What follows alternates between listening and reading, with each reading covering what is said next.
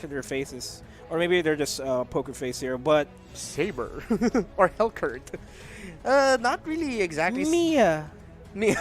You really want to see that? This isn't this is gonna be a tough lineup to go for the.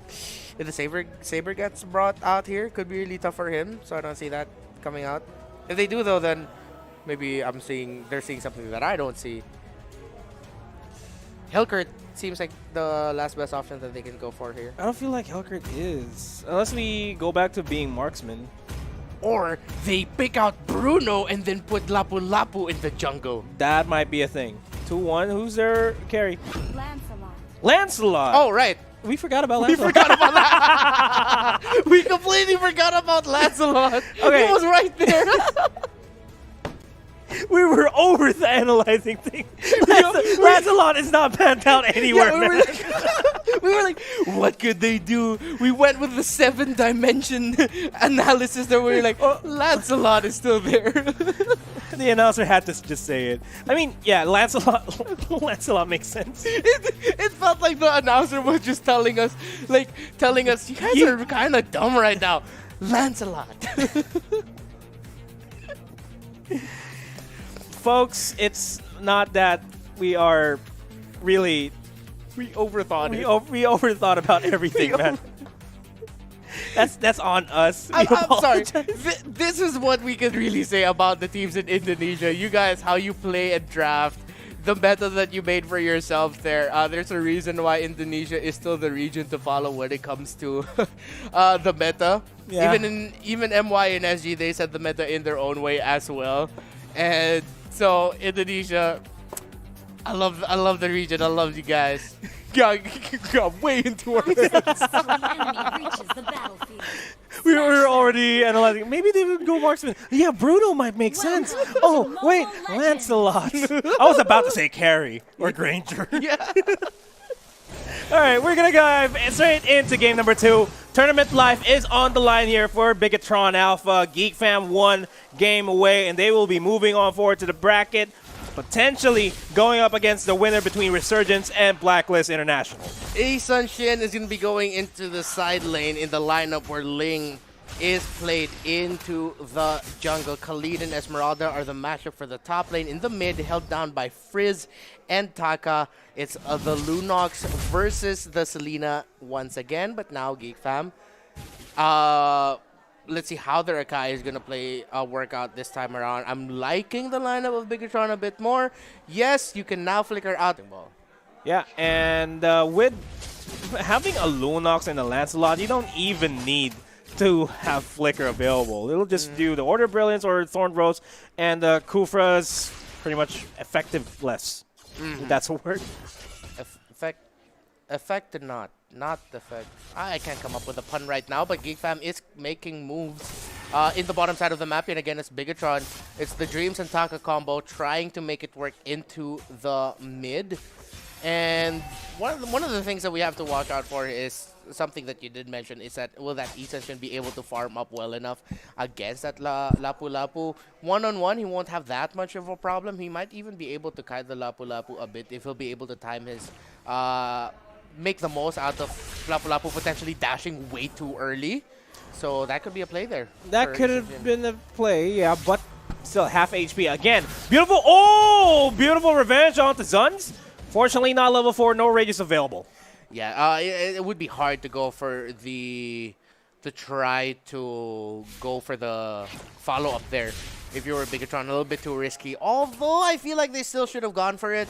I feel like they could have gotten away with a kill there, but yeah, they decide to play it safe. That's fine.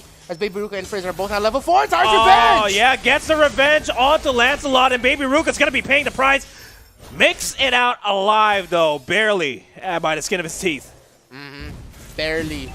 And Ripple now just, again, this is going to be the Khalid who is, you're looking for him to just hold down the lane. Buy time. Do not let this on easily.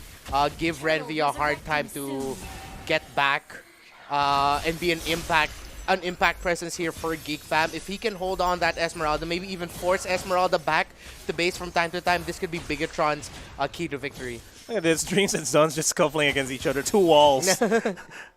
It's an unstoppable force meeting an immovable object, basically. As the Taka still being very effective with the Selena, with the Abyssal Arrows from Selena.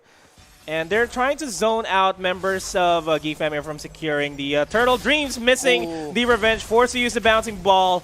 And that's a couple of seconds out of the CCs here for the side of BIGETRON. And GEEK Fam has an opening to try to secure the Lord here, and they are being started. It is being started out by Baby Ruka, but it is going to be reset. They're going to be collapsing onto Dreams. Dreams forced to use the bouncing ball. Repo is going to be rejoining the fight. And it's another reset here for GEEK Fam. No, they're still continuing. Abyssal Arrow not finding anybody, not finding the mark. Max does have this Tempest of Blaze available, and he's going to pay the price. GEEK Fam secures the kill and the first blood of the game, securing the kill onto Max. Good attempt there by BIGETRON, though, to try and open up the field a little bit more so that Link can come in and get that Retribution steal. But the time that it took for GEEK Fam and BIGETRON to decide who's going to be winning that fight for the Turtle gave a little bit more room for this Isan Shin. Now, this is something that GEEK Fam knows that they need to trade and balance, is how much time are they going to spend not pressuring this Isan Shin and away from the bottom lane. Because if they just let that Isan Shin farm freely, this could go into game number 3.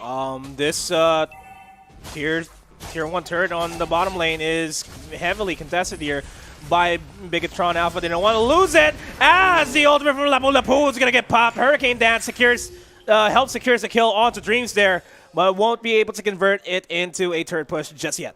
I'm not sure what BIGETRON was trying to achieve there, if they were trying to get the Tyrant's Rage maybe onto that Lancelot, but that was just I don't know what was going through the mind of Dreams, deciding to go in with the Tyrant's Revenge. Yes, he was able to get the knockup, but he didn't have enough follow-up at that point, and that's going to be a loss already for BIGETRON. Maybe they just needed to buy time, but immediately Isan Shin loses his lane, loses his tower so that he could farm freely. GEEK Fam definitely needed to do that.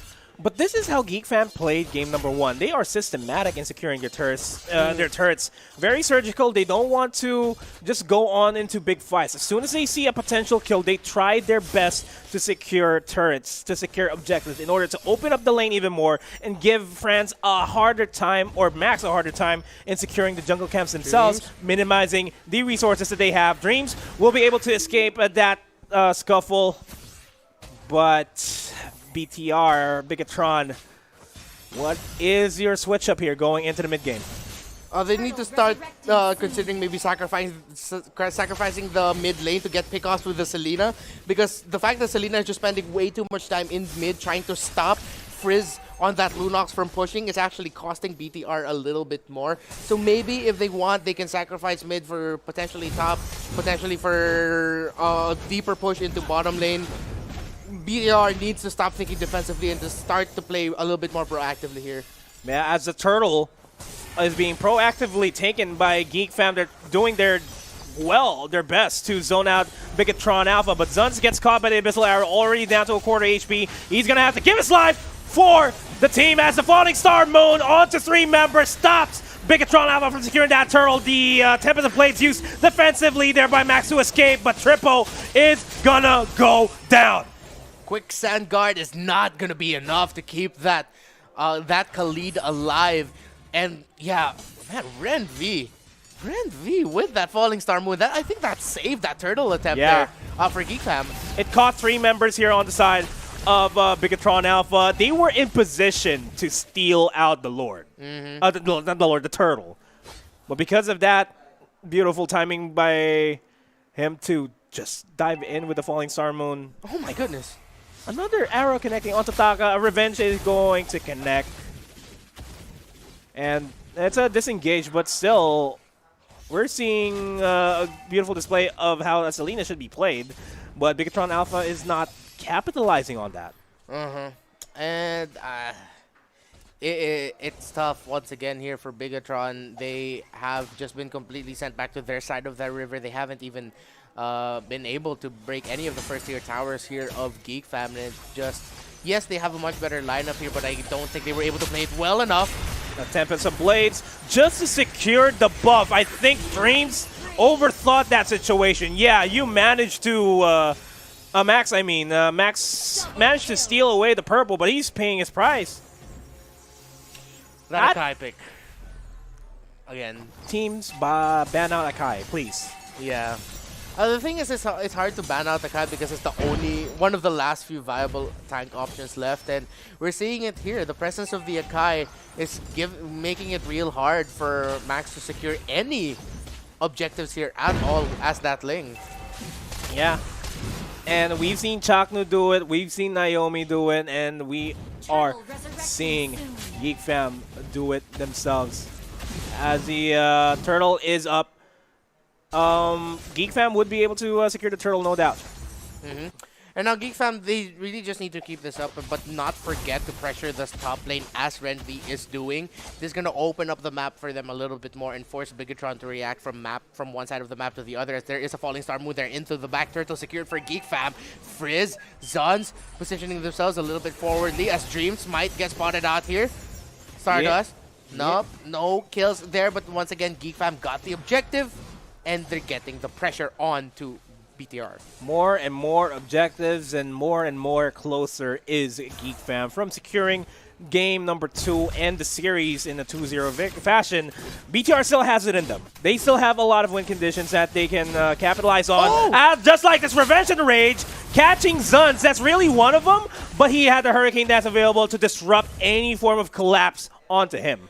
I feel like, did Geek Fam just completely scout out Bigetron? Because the way the Lunox and the Lapu Lapu were positioning themselves around that orange buff area of Bigetron, it's like they knew that Kufra would potentially go for the shrub check, and then so they put Zuns there that even if Zuns got caught, they'll be able to pick them off, and then if BTR decides to full commit, Geek could have been able to punish them because the Lapu Lapu and the Lunox were such in good placements here. I feel like, again, this is just Geek Fam having BTR red. Red like an open book. Bigetron. What? Man. Bigetron's gonna slowly... See, look at that! Another arrow. Zuns doesn't care. Just stands there, takes it like a man. As and the bottom half of your screen, Ren V was in a scuffle against Dreams there, but really not capitalizing on anything. And Bigetron unable to go out at all, except for Max, who has the mobility of a flying ninja, hopping wall over wall with a pinch poise. I don't think he's like a ninja though. Like, isn't Link supposed to be like a fencer, a nimble fencer? Yeah, he is. A fencer that knows parkour. Lord, Le parkour. Yeah. Yeah, that kind of makes sense. Deadly duo, deadly combination though. Like if you mess up with your parkour, you might stab yourself, as Taka forced to get out of there because he kept on getting stabbed by the tails that Ren V has on that Esmeralda. Okay, as much as we did, I made a lot of noise about how Geek Fam has read the rotations of Bigetron. I feel like Taka has completely read Zuns. Or just completely read the entire... Dude, Zuns wasn't even there, but it's like, I feel like he's going to go here in exactly 2 seconds. Throws out the arrow. 1. BTR program to win. The BTR program. Oh, on Geek Fam. Oh, man. Oh. That's sticker insult. Yeah. Look at the arrows. Yeah, I'll say here, guys, I know Zuns is here. I love it that Zuns is just spamming that right now. And what I like what Taka's doing is that this is just a support that knows the movements of other supports. Yeah. So I don't think this is just like, this really is just goes to show how good a player at the support role Taka is. The fact that you can read the other tanks so well that you have an idea of where they are going to be placed most of the time. So... good on that on Taka. Hopefully the rest of BTR can keep up there, as it's only 8k. That's where Essential is just about to hit. He only has a Demon Hunter Sword and the Blade of Despair. Doesn't have Endless Battles just yet, but I feel like once he has that though, they can start looking for more team fights here. The Khalid has good enough items as well, so that might be something for BTR can do once that hold up though. Secured. Max is near. Retribution is available. Lord is still relatively healthy here, waiting for the proper opportunity of Dreams, trying to single out every single member. Beautiful Rage, catching 3 members off guard. Tempest of Blades, not enough damage though. Lancelot with the Thorned Rose, enough to secure the kill, as well as the Lapu Lapu ultimate. And this is the members of BTR getting traded out. It's a 1 for 3, 1 for 5. That's basically the game. That is game. Just push out that mid minion wave And as quick as it started, Geek Fam, you can already see the members of Bigetron Alpha with their heads down as Geek Fam Indonesia, the MDL team that could! Oh my goodness! Geek Fam! Disappointing BTR, surprising Indonesia as their MDL team didn't even play a game of MPL in the MPLI, debuting, saying we're here to play. That's game, fam.